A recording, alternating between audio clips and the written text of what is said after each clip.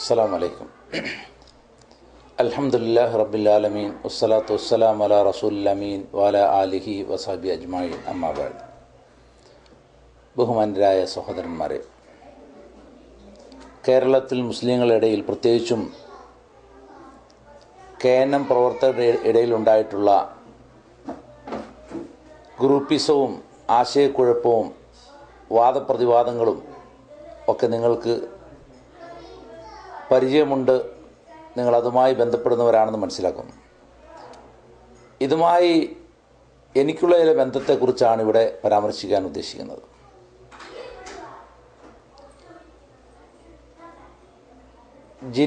ജിന്നും മനുഷ്യരുമായി ഉള്ള ഇടപാടുകളെക്കുറിച്ച് ഞാൻ പഠനം നടത്തുന്നത് വാസ്തവത്തിൽ മുജാഹിദ് പ്രസ്ഥാനത്തിൻ്റെ കീഴിലോ മറ്റേതെങ്കിലും ഒരു മതപ്രസ്ഥാനത്തിൻ്റെ കീഴിലല്ല, മറിച്ച് വൈദ്യശാസ്ത്രവുമായി ബന്ധപ്പെട്ട ചില വിഷയങ്ങൾ, ചില നിഗൂഢ വശങ്ങളെക്കുറിച്ചുള്ള പഠനമാണ് എന്നെ ഈ വിഷയത്തിലേക്ക് എത്തിച്ചത്. എന്നാൽ പിന്നീട് KNMൻ്റെ ചില സദസ്സുകളിൽ ഈ വിഷയം അവതരിപ്പിക്കാൻ അവസരമുണ്ടായി. പ്രത്യേകിച്ചും ആദ്യമായ ഒരു പൊതുപരിപാടി എന്ന നിലയിൽ ഈ വിഷയം അവതരിപ്പിച്ചത് പുന്നപ്രയിൽ ISM പ്രോഗ്രാമിലാണ്. ഇന്നത്തെ മടവൂർ വിഭാഗത്തിൻ്റെ നേതൃത്വത്തിലുള്ള ISMൻ്റെ പരിപാടിയിൽ അന്ന് ഉമർ സുല്ലമിയും CM ആലുവയും അതുപോലെയുള്ള ഒരുപാട് പണ്ഡിതന്മാരുണ്ടായിരുന്നു. എന്നാൽ അന്നൊന്നും ആരും ഒരു പരാതിയും അതിനെക്കുറിച്ച് പറയുകയോ ഇതിലെന്തെങ്കിലും അപാകതയുണ്ടെന്ന് ആ സദസ്സിൽ സൂചിപ്പിക്കുകയോ ചെയ്യാതെ പിന്നീട് ഏറെക്കാലം കഴിഞ്ഞപ്പോൾ മുജാഹിദ് പ്രസ്ഥാനം രണ്ടായി മാറിയപ്പോൾ ഔദ്യോഗിക വിഭാഗത്തിനെതിരെ ആരോപണമായി എൻ്റെ ഈ വിഷയവും ഞാനുമെല്ലാം പരാമർശിക്കപ്പെടുകയുണ്ടായി. വാസ്തവത്തിൽ ആരോപിക്കാൻ മറ്റൊന്നും ഇല്ലാതിരുന്നുകൊണ്ടാണ് KNMൻ്റെ ഒരു ഔദ്യോഗിക മെമ്പറോ അല്ലെങ്കിൽ ഒരു പണ്ഡിതനോ അല്ലാത്ത എൻ്റെ പേര് വലിച്ചഴിച്ച് ഇതിൽ കൊണ്ടുവന്നതെന്ന് ഞാൻ മനസ്സിലാക്കുന്നത്. ആദ്യകാലത്ത് രണ്ട് വിഭാഗവും ഒരുപോലെ ഈ വിഷയവുമായി ഞാനുമായി ബന്ധപ്പെട്ടിട്ടുണ്ട്. ഇനി വർഷങ്ങൾ കഴിഞ്ഞപ്പോഴാണ് ഇപ്പോൾ പുതിയ ആരോപണങ്ങളും ഗ്രൂപ്പിസും എല്ലാം ഉണ്ടായിട്ടുള്ളത്.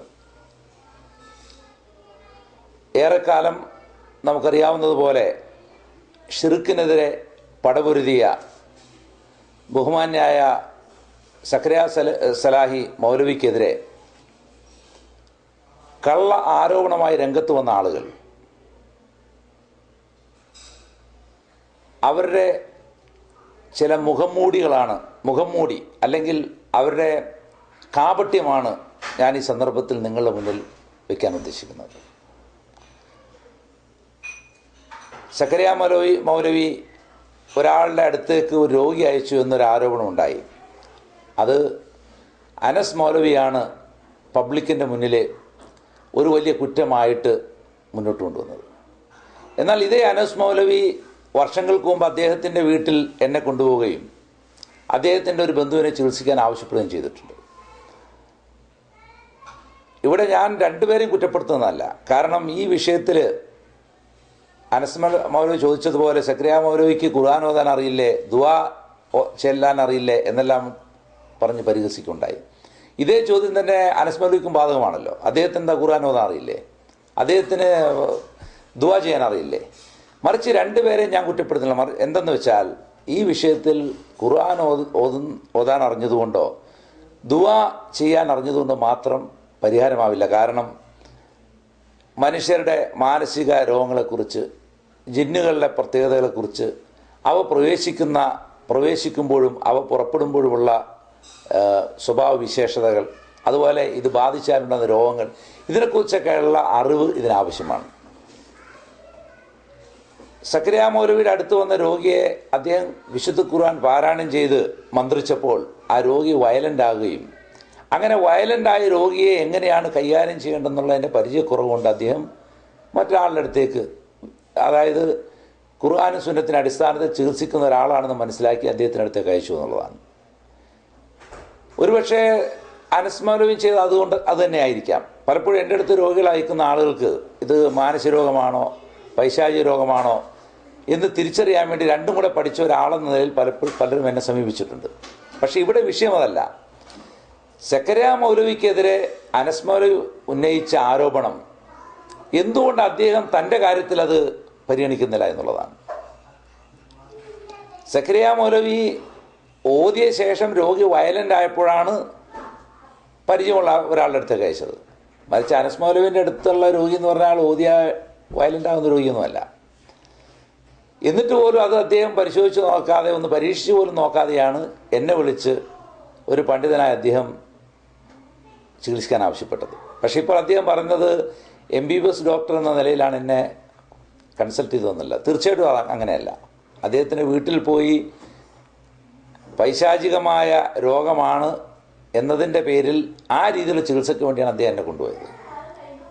ഇനി അദ്ദേഹം അത് മറന്നുപോയിട്ടുണ്ടെന്ന് എനിക്കറിഞ്ഞുകൂടാ. എന്നാൽ ഓർക്കാൻ വേണ്ടിയിട്ട് അതോടനുബന്ധിച്ചുള്ള ചില കാര്യങ്ങൾ പറയുകയാണ്. അദ്ദേഹം തിരിച്ച് കാറിൽ ഞങ്ങൾ പോരുമ്പോൾ അദ്ദേഹം മുൻപ് ചെയ്ത സിഹറുകളെക്കുറിച്ചും സിഹർ ചെയ്ത് പ്രേമിച്ച് കിടന്ന സ്ത്രീ പുരുഷന്മാരെ ഇണക്കിവിട്ട കഥകളും ആലിൻ്റെ ലയിൽ അദ്ദേഹം സിഹർ ചെയ്ത കാര്യവും അങ്ങനെ അദ്ദേഹം സിഹർ പഠിക്കാൻ ഉദ്ദേശിച്ച പുസ്തകത്തെക്കുറിച്ചും ആ പുസ്തകം അദ്ദേഹത്തിൻ്റെ കയ്യിൽ നിന്ന് ഒരാൾ തട്ടിക്കൊണ്ടുപോയ കാര്യമെല്ലാം വിവരിച്ചു തരികയുണ്ടായി.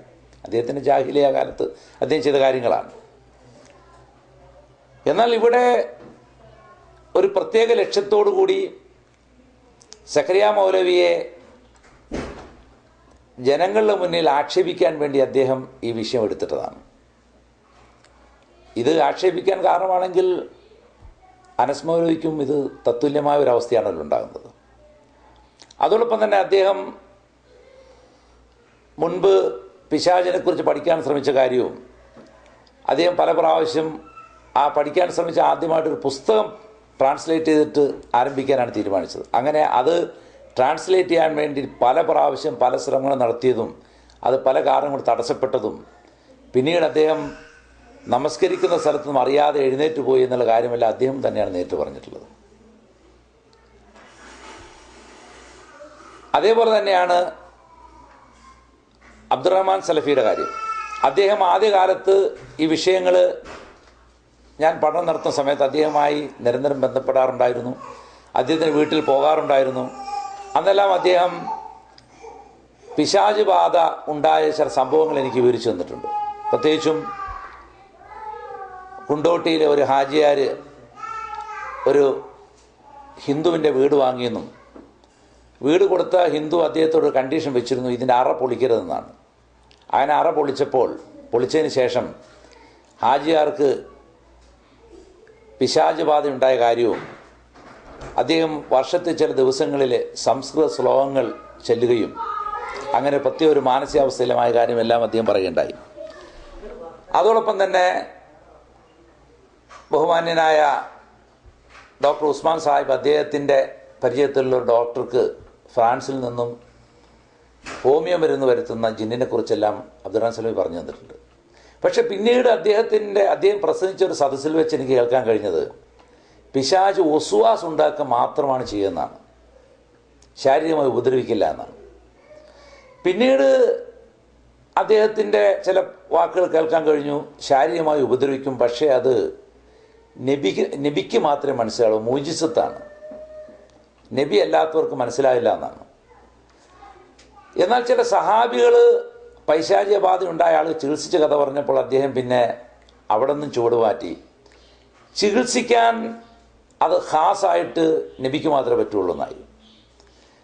അവിടെയും സഹാബിമാർ ചികിത്സിച്ച കാര്യം പറഞ്ഞപ്പോൾ പിന്നെ അവിടെ നിന്നും മാറി പിന്നീട് അടിച്ചിറക്കാൻ തെളിവില്ല എന്നാക്കി.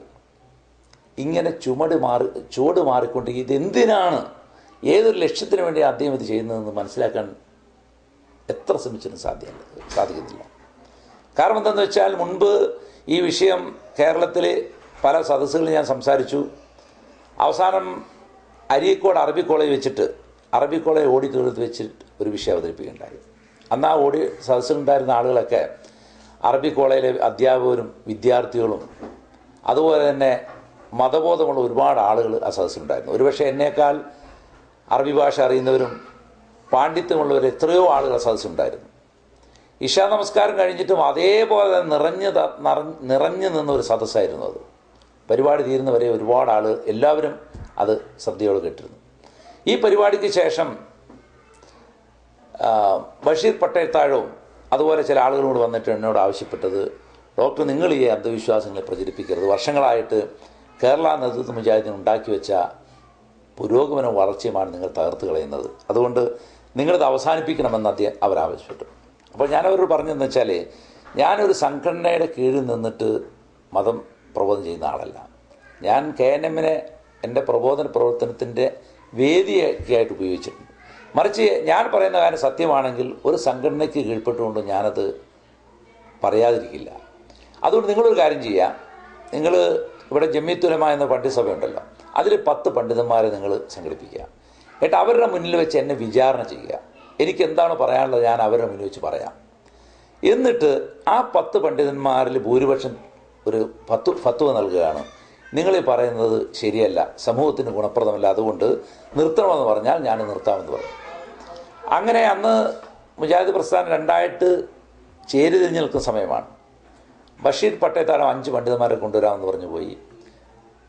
ജമാൽ ചെറുവാടി എന്ന വ്യക്തി 5 പണ്ഡിതന്മാരെ കൊണ്ടുവരാമെന്ന് പറഞ്ഞ് പിരിഞ്ഞുപോയി. അങ്ങനെ കോഴിക്കോടൊരു ഓഡിറ്റോറിയമൊക്കെ ബുക്ക് ചെയ്യാമെന്നെല്ലാം തീരുമാനിച്ചു.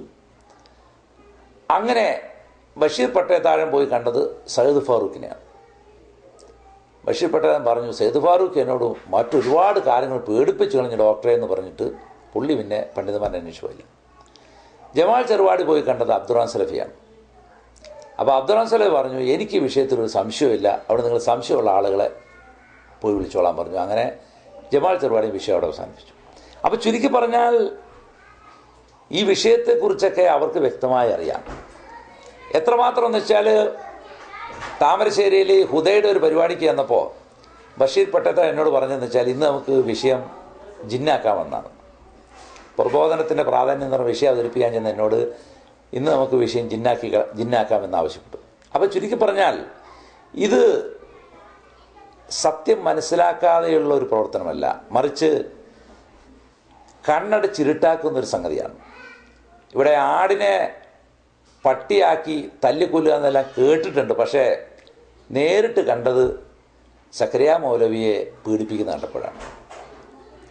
അദ്ദേഹം പറഞ്ഞ ഇതേ ഹദീസ് തന്നെ അതിൽ ഷിർക്കില്ല എന്ന് പറഞ്ഞു നടന്നവരാണ് അദ്ദേഹത്തെ ഇന്ന് ക്രൂശിക്കാനായിട്ട് ഒരുങ്ങുന്നത്. അപ്പോൾ ഇവിടെ ഉദ്ദേശം ഈ ഹദീസോ അതിൻ്റെ ഉള്ളടക്കമോ അല്ലെങ്കിൽ സമൂഹത്തിൻ്റെ നന്മയോ ഒന്നുമല്ല, മറിച്ച് സ്വാർത്ഥമായ ഭൗതിക താല്പര്യമാണ് എന്നതിൽ യാതൊരു സംശയമില്ല എന്ന് എനിക്ക് ചില അനുഭവങ്ങളിലൂടെ വ്യക്തമായിട്ടുണ്ട്. ഇനി മറ്റൊരു കാര്യം എന്താണെന്ന് വെച്ചാൽ, ഇവിടെ സക്കരിയ മൗലവിയെ വിമർശിക്കുന്നിടത്ത് ഞാൻ കാണുന്ന ഗുരുതരമായ സംഗതി എന്ന് വെച്ചാൽ, സദസ്സിൽ സംസാരിക്കുന്ന അനസ് മൗലവിയല്ല, മറിച്ച് അദ്ദേഹത്തെ അതിനുവേണ്ടി പ്രേരിപ്പിക്കുന്ന ആ സദസ്സുകൾ, ആ സദസ്സിൽ ഹാജരായിട്ടുള്ള പണ്ഡിതന്മാർ, നേതാക്കന്മാർ, അതുപോലെ അദ്ദേഹത്തെ കൈയടിച്ച് പ്രോത്സാഹിപ്പിക്കുന്ന അണികൾ. നിങ്ങളൊന്ന് മനസ്സിലാക്കേണ്ടത്, എൻ്റെ അടുത്ത് വന്ന ഭൂരിപക്ഷം ആളുകളും ചികിത്സിക്കാൻ വന്നവരെല്ലാം ഭൂരിപക്ഷവും മുജാഹിദ് പ്രസ്ഥാനത്തിൽപ്പെട്ട ആളുകളാണ്. അതിൽ സംസ്ഥാന നേതൃത്വത്തിൽ ആളുകളുണ്ട്, ജില്ലാ നേതൃത്വത്തിൽ ആളുകളുണ്ട്, മണ്ഡല നേതൃത്വത്തിൽ ആളുകളുണ്ട്, സാധാരണ ജനങ്ങളുണ്ട്. വളരെ അപൂർവമായിട്ട് മാത്രമേ സുന്നി വിഭാഗത്തിൽപ്പെട്ട ആളുകൾ അല്ലെങ്കിൽ ജമാഅത്ത് വിഭാഗത്തിൽപ്പെട്ട ആളുകൾ എന്നെ സമീപിച്ചിട്ടുള്ളൂ. കാരണം എനിക്കുള്ള ബന്ധം മുജാഹിദ് പ്രസ്ഥാനമായിട്ടായതുകൊണ്ടും മറ്റ് പ്രസ്ഥാനങ്ങളെ അത്ര ഒരു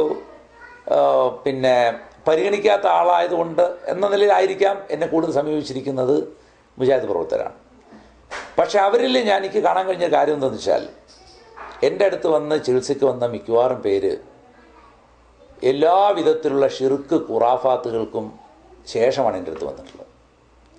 പല ആളുകളുടെ അരയിൽ നിന്നും ഏലസും നൂലുമൊക്കെ അഴിച്ചു മാറ്റുമ്പോഴാണ് കൂടെയുള്ള ISM പ്രവർത്തകന് കണ്ണു തള്ളിപ്പോകുന്നത്. കാരണം അയാൾ അറിയാതെയാണ് വീട്ടിലുള്ളവർ ഇങ്ങനെയുള്ള സ്ഥലങ്ങൾ സന്ദർശിക്കുക. അതേപോലെ തന്നെ ചികിത്സയ്ക്കായിട്ട് കൺസൾട്ട് ചെയ്യാൻ വേണ്ടി വന്ന ചില ആളുകൾ കാണിച്ചിട്ടുള്ള കാട്ടിക്കൂട്ടലുകൾ എത്രമാത്രം എന്ന് വെച്ചാൽ, ഒരു സമയത്ത് പിന്നെ ഞങ്ങൾ ഒന്നിച്ച് കണ്ടുമുട്ടിയപ്പോൾ ഒരു മുജാഹിദ് പ്രവർത്തനം ഉണ്ടെന്ന കാരണത്താൽ അവർ പറഞ്ഞു വേഗം നമുക്ക് ഇവിടുന്ന് സ്ഥലം വിടണമെന്ന്. അങ്ങനെ റിസർവ് ചെയ്ത് എടുക്കാൻ വെച്ച റൂം ഒഴിവാക്കിക്കൊണ്ട് വണ്ടിയിൽ സ്ഥലം വിട്ടു. അങ്ങനെ അവസാനം മുജാഹിദ് പള്ളി സമയത്തെത്തിയപ്പോൾ മഗ്‌രിബ് നമസ്കാരത്തിന് സമയമായി. അപ്പോൾ പറഞ്ഞു നമുക്ക് ഇവിടെ നമസ്കരിക്കണ്ട, ആളുകൾ കാണുമെന്ന് പറഞ്ഞുകൊണ്ട് എന്നെ കൂട്ടി ഒരു സുന്നിപ്പള്ളിയിൽ കൊണ്ടുപോയിട്ട്, ഞാൻ ഒരിക്കലും ഒരു വക്കത്ത് പോലും നമസ്കരിക്കാൻ ആഗ്രഹിക്കാത്ത, എല്ലാ സമയത്തും ഷിർക്ക് ബിദഅത്ത് നടക്കുന്ന ഒരു പള്ളിയിൽ കൊണ്ടുപോയിട്ട് നമസ്കരിക്കാൻ ഇടയാക്കി. ഞാൻ പറയുന്നത് വെച്ചാൽ, നിങ്ങൾക്ക് ഇതിൽ വിശ്വാസമില്ലാത്തവർ എന്തിങ്ങനെ കാപട്യം കാണിക്കുന്നു? ഇനി നിങ്ങൾ ആരാണ് ഇതൊക്കെ എന്ന് നിങ്ങൾക്ക് അറിയണമെന്ന് ആഗ്രഹമുണ്ടെങ്കിൽ ഉത്തരവാദിത്തപ്പെട്ട ആളുകൾ അത് ആവശ്യപ്പെട്ടാൽ അവരുടെ പേരും വെളിപ്പെടുത്തും. പക്ഷേ ഇത് ഒരു ഡോക്ടർ എന്ന നിലയിലും മറ്റ് പല കാരണങ്ങൾ കൊണ്ടും നമ്മളെ സമീപിക്കുന്ന ഒരാളെ കുറിച്ചുള്ള വിശദാംശങ്ങൾ പുറത്തുവിടുന്നത് നല്ലതല്ല എന്നുള്ളതുകൊണ്ടാണ് ഞാനത് പരസ്യമായി ഇപ്പോൾ പറയാത്തത്. പക്ഷേ അത് ആവശ്യപ്പെടുന്ന, അല്ലെങ്കിൽ അങ്ങനെ ഒരു അത്യാവശ്യം വന്നാൽ അത് അവരുടെ പേരും പുറത്തു വരാൻ സാധിക്കും. അതുപോലെ ചികിത്സയെക്കുറിച്ചുള്ള ചില വിമർശനങ്ങൾ അബ്ദുറഹ്മാൻ സലഫി പറഞ്ഞതെന്ന് വെച്ചാൽ, മുളക് അരച്ച് കലക്കിയ വെള്ളത്തിൽ തുണി മുക്കിയിട്ട് ആ തുണി ഉണക്കി അതുകൊണ്ട് താറുടിപ്പിച്ചിട്ട് വെള്ളം സ്പ്രേ ചെയ്യിച്ചിട്ടാണ് ഇളക്കുന്നതെന്നാണ്. ഞാൻ ഖേദത്തോടു കൂടി ഞാൻ പറയുന്നൊരു കാര്യം എന്ന് വെച്ചാൽ, ഇപ്പോൾ ലോകമെമ്പാടും നടക്കുന്നൊരു കാര്യമാണ് വിശുദ്ധ ഖുർആനും ഹദീസിൽ വന്ന പ്രാർത്ഥനകളും ഓതിക്കൊണ്ട് മന്ത്രിച്ചുകൊണ്ട് പിശാച് ബാധിച്ച ആൾക്കാരെ ചികിത്സിക്കുക എന്നുള്ളത്. അത് നിങ്ങൾ നെറ്റിൽ പരിശോധിച്ചാൽ മതി. എത്രയോ സൈറ്റുകളിൽ ഈ രംഗം നിങ്ങൾ നേരിട്ട് കാണാൻ സാധിക്കും. അല്ലെങ്കിൽ എത്രയോ പണ്ഡിതന്മാർ ചെയ്യുന്നവരുണ്ട്. പക്ഷേ ഏതെങ്കിലും ഒരു സ്ഥലത്ത് ഏതെങ്കിലും ഒരു പണ്ഡിതൻ ഇപ്രകാരം മുളകരച്ച് കലക്കിയ വെള്ളത്തിൽ മുക്കി ഉണക്കിയ തുണി ഉടുപ്പിച്ചിട്ട് താറുടിപ്പിച്ചിട്ട് വെള്ളം സ്പ്രേ ചെയ്യുക, നിങ്ങൾ ആലോചിച്ച് നോക്കണം. താറുടിപ്പിക്കുന്ന എവിടെയാണെന്ന്, വെള്ളം സ്പ്രേ ചെയ്യുന്ന എവിടെയാണെന്നൊക്കെ നിങ്ങൾക്ക് ഊഹിച്ചാൽ മനസ്സിലാവും.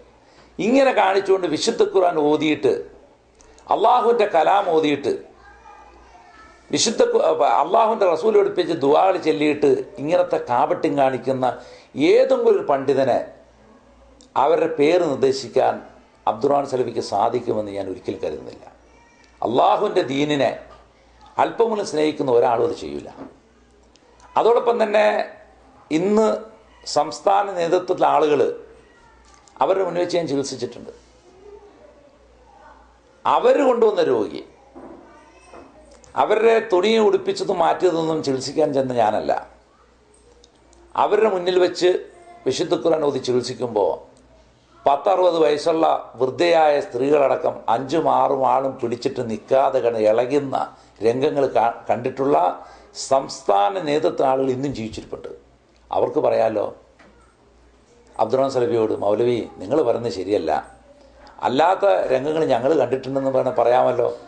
എന്തിനീ മൗലവി പറയുന്ന ഈ അബദ്ധങ്ങൾ അതേപടി അംഗീകരിച്ചുകൊണ്ട് നിൽക്കുന്ന ഈ സംസ്ഥാന നേതൃത്വ ആളുകൾ, അവരെക്കുറിച്ച് വളരെ ഖേദമാണ് ഈ ദീനിൻ്റെ പേരിൽ എനിക്ക് അറിയിക്കാനുള്ളത്. അതോടൊപ്പം തന്നെ എന്നോട് സംസാരിക്കാനായിട്ട് ഒരു ഫാറൂഖിയും പ്രൊഫസർ മുഹമ്മദ് ഹസനും കൂടെ ഒരിക്കൽ സമീപിക്കുകയുണ്ടായി. അവരെ കൊണ്ടുവന്നത് ഉമർ മൗലവിയുടെ മകനായ മുബാറക് മാഷാണ്. അപ്പോൾ ഞാൻ പിന്നീട് സംസാരിക്കാമെന്ന് പറഞ്ഞ് ഒരവസരം, പിന്നീട് ഡേറ്റ് നിശ്ചയിക്കാമെന്ന് പറഞ്ഞ് പോയി. ദിവസങ്ങൾ കഴിഞ്ഞപ്പോൾ എറണാകുളത്ത് വെച്ച് ചികിത്സിക്കുന്ന ഒരു രോഗിയെ ചികിത്സിക്കുന്ന സദസ്സിലേക്ക് ഞാൻ ഈ മുബാറക് മാഷ് വിളിച്ചു. അങ്ങനെ മുബാറക് മാഷ് വന്നു. ഒരു പാവപ്പെട്ട ഒരു പെൺകുട്ടി, സ്ത്രീ, ഇംഗ്ലീഷ് ഭാഷ കൃത്യമായിട്ട് കൈകാര്യം ചെയ്യാൻ കഴിയാത്തൊരു, അധികം വിദ്യാഭ്യാസമില്ലാത്തൊരു പെൺകുട്ടി വിശുദ്ധ ഖുർആൻ ഓതിയപ്പോൾ ഇളകി ഇംഗ്ലീഷുകാരെ പോലും തോൽപ്പിക്കുന്ന രീതിയിൽ നല്ല കൃത്യമായ ഇംഗ്ലീഷ് ഭാഷ സംസാരിക്കുകയും ആ ഇംഗ്ലീഷ് ഭാഷയിൽ തന്നെ ക്രിസ്ത്യാനികൾ ചെയ്യുന്ന പ്രാർത്ഥനകൾ ഇങ്ങനെ ഉരുവിടുകയൊക്കെ ചെയ്തു.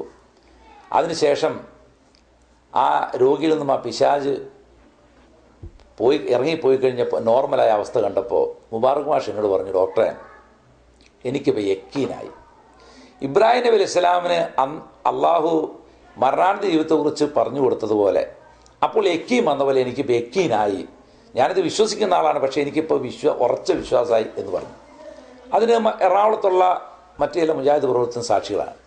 അപ്പോൾ ഇത് കാരണം ഞാൻ പിന്നീട് ഈ ഫാറൂഖിയായിട്ടും പ്രൊഫസർ മുഹമ്മദ് സംസാരിക്കാൻ പോയില്ല. കാരണം എന്താണ്, ഇദ്ദേഹം തന്നെ നേരിട്ട് കണ്ടതാണല്ലോ, അത് അവർ ചർച്ച ചെയ്തോളൂ എന്ന് വിചാരിച്ചു. പിന്നീട് അബ്ദുറഹ്മാൻ സലഫിയിൽ നിന്നുമൊക്കെ കേൾക്കാൻ കഴിഞ്ഞു, ഇങ്ങനെ സുഹൈർ ഡോക്ടർ ചർച്ച ചെയ്ത് വിളിച്ചാൽ വരാത്ത ആളാണ്, ഒഴിഞ്ഞു മാറലാണെന്നെല്ലാം ഈ കൂട്ടത്തിൽ പറയുന്നത് കേൾക്കാൻ സാധിച്ചു. അപ്പോൾ ചുരുക്കി പറഞ്ഞാൽ ഇവിടെ വാസ്തവത്തിൽ സംഭവിച്ചതെന്തെന്ന് വെച്ചാൽ, ഏറെക്കാലം നിഷേധിച്ച ഒരു വിഷയം ജനങ്ങളുടെ മുന്നിൽ സമ്മതിക്കേണ്ടി വന്ന സമയത്ത് വിഷയം പഠിക്കാത്ത പണ്ഡിതന്മാർ കാട്ടിക്കൂട്ടുന്ന കോപ്രാഞ്ചങ്ങളാണ് ഇവിടെ നമുക്ക് ബോധ്യമാകുന്നത്. ഞാൻ ഈ വിഷയം പഠിക്കാൻ ആരംഭിച്ച കാലത്ത് സക്കറിയ സലാഹിക്കും സലാഹുദ്ദീൻ മദനിക്കും ഓരോ പുസ്തകങ്ങൾ വാങ്ങിച്ചു കൊടുത്തിട്ട് ഞാൻ പറഞ്ഞു, മൗലവി നിങ്ങൾ ഇതൊന്ന് വായിക്കണം, നമുക്കൊന്ന് ചർച്ച ചെയ്യണം. അങ്ങനെ ഏറെക്കാലം കഴിഞ്ഞപ്പോൾ, ഒരു വർഷം കഴിഞ്ഞ ശേഷമാണ് ഒരു സദസ്സിൽ വെച്ച് സക്കറിയ മൗലവി പറഞ്ഞു, ഇങ്ങനെ സുബൈർ ഡോക്ടർ എൻ്റെ അടുത്തൊരു പുസ്തകം തന്നു, ഞാൻ ഇതുവരെ ഒന്ന് തുറന്നു നോക്കാൻ സാധിച്ചിട്ടില്ല. ഒരു 3 വർഷങ്ങൾക്ക് ശേഷമാണ് സലാഹുദ്ദീൻ മദനിൽ നിന്ന് പുസ്തകം വായിക്കാതെ കൈ കിട്ടിയത്. അദ്ദേഹം ചർച്ച ചെയ്യാനോ തയ്യാറായില്ല. എന്തിനേറെ, ഒരിക്കൽ പുല്ലേപ്പടി പള്ളി വെച്ചിട്ടൊരു ചെറിയൊരു ചർച്ച ഉണ്ടായപ്പോൾ, ഒരു തർക്ക വിഷയം വന്നപ്പോൾ ഞാൻ അവരോട് പറഞ്ഞു, നമുക്ക് ഈ പള്ളിയുടെ മുകളിൽ ലൈബ്രറി ഉണ്ടല്ലോ, ഈ അറബി കോളേജിൽ, ആ ലൈബ്രറി പോയിട്ട് നമുക്ക് തഫ്സീറിൽ ഞാനത് കാണിച്ചു തരാമെന്ന് പറഞ്ഞിട്ട് വിളിച്ചിട്ട് ഒരാൾ പോലും വന്നില്ല എന്ന് പറയുന്നത്. അപ്പോൾ ചുരുക്കി പറഞ്ഞാൽ എന്താണ് ഇത്, പഠിക്കാൻ ആഗ്രഹിക്കുന്നില്ല, പഠിക്കുന്നില്ല എന്ന് മാത്രമല്ല, ഒരു ജനങ്ങളെ വാസ്തവത്തിൽ കബളിപ്പിക്കുന്ന രീതിയിലാണ് പണ്ഡിതന്മാർ പലപ്പോഴും പ്രവർത്തിക്കുന്നതാണ് എനിക്ക് മനസ്സിലാക്കാൻ സാധിച്ചിട്ടുള്ളത്. പിന്നീടിപ്പോൾ കേരളത്തിൽ ചികിത്സിക്കുന്ന ആളുകളെക്കുറിച്ച് ഉള്ള കുറ്റങ്ങളാണ് ഇപ്പോൾ പല പണ്ഡിതന്മാർക്കും പറയാനുള്ളത്. ഞാൻ 1-2 ഉദാഹരണം പറയുകയാണ്, ആരെയും കുറ്റപ്പെടുത്താനല്ല, നിങ്ങൾക്ക് ചോദിച്ച് ബോധ്യപ്പെടാൻ വേണ്ടിയാണ്. സലാം മോങ്ങ മൗലവി, അദ്ദേഹത്തിൻ്റെ ഒരു ബന്ധു എൻ്റെ അടുത്ത് ചികിത്സയിലായിരുന്ന സമയത്ത് ഈ ചികിത്സയുടെ യാഥാർത്ഥ്യം എന്താണെന്ന് അറിയാൻ വേണ്ടി ഒരാളെ അഷ്റഫ് മൗലവിയുടെ അടുത്തേക്ക് മദീനത്തേക്ക് അയച്ചു. അങ്ങനെ മദീനത്ത് ചെന്ന് ഇദ്ദേഹം അഷ്റഫ് മൗലവിയുമായിട്ട് സംസാരിക്കുന്ന സമയത്ത് തന്നെയാണ് യാദൃശ്യമായി ഞാനും ആ സദസ്സിൽ വരുന്നത്. അങ്ങനെ സദസ്സ് വെച്ച് അഷ്റഫ് മൗലവി ആ കാര്യം വ്യക്തമായി ബോധ്യപ്പെടുത്തുകയും ഇങ്ങനെയുള്ള ചികിത്സ ഹലാലാണെന്ന് അറിയിക്കുകയും അതോടൊപ്പം തന്നെ എനിക്ക് ഈ വിഷയവുമായി റഫർ ചെയ്യാനുള്ള ഒരു പുസ്തകത്തിൻ്റെ പേര് അഷ്റഫിൽ പറഞ്ഞു തരികയും ചെയ്യുന്നുണ്ടായി. അങ്ങനെ ഈ സലാം മോങ്ങ മൗലവിയുടെ ബന്ധുവായ ഈ പെൺകുട്ടിയെ ചികിത്സിച്ചു, അൽഹംദുലില്ലാ സുഖമായി. ഇതോടൊപ്പം തന്നെ അദ്ദേഹം ഒരു ദിവസം എന്നെ വിളിച്ചിട്ട് പറഞ്ഞു, ഡോക്ടറെ നമുക്ക് മോങ്ങത്ത് ഒന്ന് പോകണം, അവിടെ ഒരു മുജാഹിദ് പ്രവർത്തകനുണ്ട്, അവിടുത്തെ ഒരു ലോക്കൽ നേതാവാണ്, അദ്ദേഹത്തിൻ്റെ മകളുടെ കയ്യിൽ നമ്പൂരി കൊടുത്ത നൂല് കെട്ടിയിട്ടുണ്ട്, അത് നമുക്കൊന്ന് പറഞ്ഞ് അഴിപ്പിക്കണം. അങ്ങനെ ഞാനും മൗലവിയും കൂടെ ഒരു ദിവസം സുബഹി നമസ്കാരത്തിന് ശേഷം മോങ്ങത്തി വീട്ടിൽ പോവുകയും ഏകദേശം 1 മണിക്കൂറോളം സംസാരിച്ചിട്ട് പോലും ആ മുജാഹിദ് ലോക്കൽ നേതാവ് ആ ചര അഴിക്കാനോ എന്ന് മാത്രമല്ല, നിങ്ങളിത് അഴിച്ചു കഴിഞ്ഞാൽ ഞങ്ങൾ ഹലാലായ ചികിത്സ ചെയ്യാം എന്ന് പറഞ്ഞിട്ട് പോലും 1 മണിക്കൂർ സംസാരിച്ചിട്ട് പോലും അതിന് തയ്യാറായില്ല. അങ്ങനെ ഞങ്ങൾ ആ ശ്രമം വിപുലമായി ഞങ്ങൾ മടങ്ങിപ്പോന്നു. ഞാൻ പറഞ്ഞു വന്നതെന്ന് വെച്ചാൽ, ഇവിടെ അനസ് മൗലവി സംസാരിക്കുന്ന ഒരു പ്രസംഗം കേൾക്കാൻ കഴിഞ്ഞു. അവസാനത്തെ മുജാഹിദിൻ്റെ തല മണ്ണിൽ വീണ ശേഷമേ സക്കറിയാസ് മൗലവിക്ക് ഈ അന്ധവിശ്വാസം ഇവിടെ പ്രചരിപ്പിക്കാൻ സാധിക്കൂ എന്നുള്ളത് വാസ്തവത്തിൽ എത്ര ഖേദകരമാണ്. അദ്ദേഹം പറഞ്ഞു, എനിക്ക് ആ വിശ്വാസമില്ല, ജിന്നുകളോടും മലക്കുകളോടൊക്കെ വിളിച്ച് പ്രാർത്ഥിക്കണമെന്ന് വിശ്വാസം എനിക്കില്ല. പിന്നെ ഹദീസിനെ കുറിച്ച്, അതിൻ്റെ ആശയത്തെക്കുറിച്ച് ചർച്ച ചെയ്യുന്ന സ്ഥലത്താണ് അദ്ദേഹം പറഞ്ഞത് അദ്ദേഹത്തിന് ചില അഭിപ്രായങ്ങൾ, അത് അദ്ദേഹത്തിന് മാത്രം അഭിപ്രായമല്ല, പൂർവികരായ അയിമ്മത്തിന് ചില അഭിപ്രായങ്ങളാണ് അദ്ദേഹം പറഞ്ഞത്. എന്നിട്ട് അദ്ദേഹം പറയുകയും ചെയ്തു, ഇത് അമലിന് സ്വീകാര്യമല്ല, നമുക്ക് പ്രവർത്തിക്കാൻ പറ്റൂല, പിന്നെ എന്താ പിന്നെ ആ മനുഷ്യൻ്റെ പേരിൽ പിന്നെ ഈ ആരോപണം നടത്തുക. അപ്പോൾ ഈ അനസ് മൗലവി മനസ്സിലാക്കേണ്ട കാര്യം എന്ന് വെച്ചാൽ, ഈ പറയുന്ന അവസാനത്തെ മുജാഹിദിൻ്റെ തലയും പറഞ്ഞല്ലോ, എങ്കിൽ മുജാഹിദ് പ്രസ്ഥാനം നല്ലൊരു ശതമാനം ആളുകൾ അവർക്ക് ക്രിട്ടിക്കലായിട്ടുള്ള അവസരങ്ങൾ ഉണ്ടാകുമ്പോൾ ഈ പറഞ്ഞ എല്ലാ ഷിർക്കും ഖുറാഫാത്തും ബന്ധപ്പെടുന്നവരാണെന്നുള്ളത് എൻ്റെ അനുഭവത്തിൽ ബോധ്യമായ കാര്യമാണ്. നിങ്ങൾക്കൊരു ഉദാഹരണം മാത്രം ഞാൻ പറയാം. മുജാഹിദ് മെമ്പറുകളിൽ കുത്തു പറയുന്നൊരു മൗലവി, അദ്ദേഹത്തിൻ്റെ ഒരു മകൾക്ക് സുഖമില്ലാതായി, രണ്ടാമത്തെ മകൾക്ക് സുഖമില്ലാതെ, മൂന്നാമത്തെ മകൾക്ക് സുഖമില്ലാതെ, 3 പേർക്കും മാനസികരോഗമായി കഴിഞ്ഞപ്പോൾ അദ്ദേഹത്തിൻ്റെ മക്കളെ ചികിത്സിക്കുന്ന ഡോക്ടർ പറഞ്ഞു, നിങ്ങളൊന്ന് ഞാൻ ഒരു അഡ്രസ്സ് തരാം, അവിടെ നിന്ന് പോയി നോക്കാൻ പറഞ്ഞു. അങ്ങനെ അഡ്രസ്സ് നോക്കിയ ഒരു മുസ്ലിയാരുടെ അഡ്രസ്സാണ്. അപ്പോൾ ഡോക്ടർ അഡ്രസ്സ് തരുന്ന പറഞ്ഞപ്പോൾ വേറെ ആശുപത്രിയാണെന്നാണ് അദ്ദേഹം ധരിച്ചത്. പക്ഷെ നോക്കുമ്പോൾ ഒരു മുസ്ലിയാരുടെ അഡ്രസ്സാണ്. അപ്പോൾ പറഞ്ഞു, ഞങ്ങൾക്ക് ഈ വിശ്വാസമില്ല, ഞങ്ങൾക്ക് പോകാൻ പറ്റില്ല എന്ന് പറഞ്ഞ ഡോക്ടർ പറഞ്ഞു, എന്നാലും ഒന്ന് പോയി നോക്ക്. കഷ്ടപ്പാടിൽ അങ്ങേയറ്റം പ്രയാസം അനുഭവിച്ചുകൊണ്ടിരിക്കുന്ന മനുഷ്യൻ അവസാനം മുസ്ലിയാരുടെ അടുത്ത് പോയി. അതിന് മുസ്ലിയാർ നൂല് മന്ത്രിച്ചു കൊടുത്തു. നൂല് മന്ത്രിച്ച് കെട്ടിയതോടുകൂടി പെൺകുട്ടികളുടെ അസുഖം മാറി. പക്ഷേ കുറ്റബോധം അദ്ദേഹത്തെ പിന്തുടർന്നു. അദ്ദേഹം ആ ചരടുകൾ മുറിച്ചു കളഞ്ഞു. വീണ്ടും ആ കുട്ടികൾ രോഗികളായി മാറി. ഇന്ന് ഞാൻ അവസാനമായി അറിയുമ്പോൾ ഏതോ മാനസിക ചികിത്സ ചെയ്യുന്ന ഒരു സെൻറ്ററിൽ അഡ്മിറ്റായിട്ടാണ് കഴിയുന്നത്. അപ്പോൾ ചുരുക്കി പറഞ്ഞാൽ അദ്ദേഹം അതിൽ നിന്ന് അദ്ദേഹത്തിൻ്റെ വിശ്വാസം അദ്ദേഹത്തെ ആ പ്രവൃത്തി തുടരുന്നതൊട്ട് തടഞ്ഞെങ്കിലും മറ്റനേകം ആളുകൾ ഇന്നും മറവിൽ ഇതെല്ലാം ചെയ്തുകൊണ്ടിരിക്കുന്നവരാണ്. അള്ളാഹുവിൻ്റെ പരീക്ഷണം ഉണ്ടാകുമ്പോൾ ക്ഷമിക്കുന്നതിന് പകരം ഈ ദുനിയാവിലെ അള്ളാഹു നമ്മൾ സൃഷ്ടിച്ച ലക്ഷ്യത്തെക്കുറിച്ച് വ്യക്തമായി ബോധ്യമില്ലാത്ത ആളുകൾ ഇതുപോലുള്ള തെറ്റായ മാർഗങ്ങളിലേക്ക് പോകും. പക്ഷേ ഇവിടെ ഒരു കാര്യമുണ്ട്, ഇവരിങ്ങനെ പോകാൻ കാരണം അതിൻ്റെ ഉത്തരവാദിത്വം അവരുടെ മേലിൽ മാത്രം കെട്ടിവെക്കാവുന്നതല്ല. മറിച്ച് ഹലാലായ ചികിത്സയുണ്ട് എന്നറിഞ്ഞ, അതായത് വ്യഭിചരിക്കുന്ന ഒരു സമൂഹത്തിൻ്റെ ഇടയ്ക്ക് വിവാഹം നിരോധിച്ച് എങ്ങനെ ഉണ്ടാവും എന്നതുപോലെയാണ് വാസ്തവത്തിൽ ഇന്ന് കേരളത്തിലെ ജമിയത്തുൽ ഉലമ ചെയ്തുകൊണ്ടിരിക്കുന്നത്. എന്ന് പറഞ്ഞാൽ ഹലാലായ ചികിത്സകൾ എവിടെയെങ്കിലും ആരും ചെയ്യുന്നുണ്ട്, അതെങ്ങനെയെങ്കിലും അത് എന്തെങ്കിലും ആരോപണം പറഞ്ഞിട്ട് അത് നിർത്തലാക്കുക. എന്നിട്ടോ ഹറാമായ ചികിത്സകൾക്ക് തടയാൻ അവർക്ക് യാതൊരു മാർഗവുമില്ല. ഹറാമായ ചികിത്സ നിരന്തരം തുറന്നുകൊണ്ടിരിക്കുന്നു. അപ്പോൾ ചുരുക്കി പറഞ്ഞാൽ ഈ അവസരത്തിൽ എനിക്ക് ഉണർത്താനുള്ള കാര്യമെന്ന് വെച്ചാൽ, ഈ വിഷയത്തെക്കുറിച്ച് വ്യക്തമായി പഠിക്കുകയും അഹ്ലുസുന്നത്ത് വൽ ജമാഅത്തിൻ്റെ വിശ്വാസം എന്താണോ അത് ഉൾക്കൊണ്ടുകൊണ്ട് ഈഗോ, അതായത് കിബിർ, അഹങ്കാരം, പ്രത്യേകിച്ച് പണ്ഡിതന്മാർ, ഇപ്പോൾ ഒരു സാധാരണക്കാരന് അഹംഭാവം ഉണ്ടായാൽ, കിബിറുണ്ടായാൽ അയാൾ മാത്രം നശിക്കുകയുള്ളൂ. മറിച്ച് പണ്ഡിതന്മാർക്ക് കിബിറുണ്ടായി കഴിഞ്ഞാൽ അത് സമൂഹത്തിന് മുഴുവൻ നാശത്തിലാണ് എത്തിച്ചേരുക. ആ നാശമാണ് വാസ്തവത്തിൽ ഇന്ന് കേരളത്തിലെ തൗഹീദി പ്രസ്ഥാനം നേരിട്ടുകൊണ്ടിരിക്കുന്നത് എന്നാണ് ഈ അവസരത്തിൽ ഉണർത്താനുള്ളത്.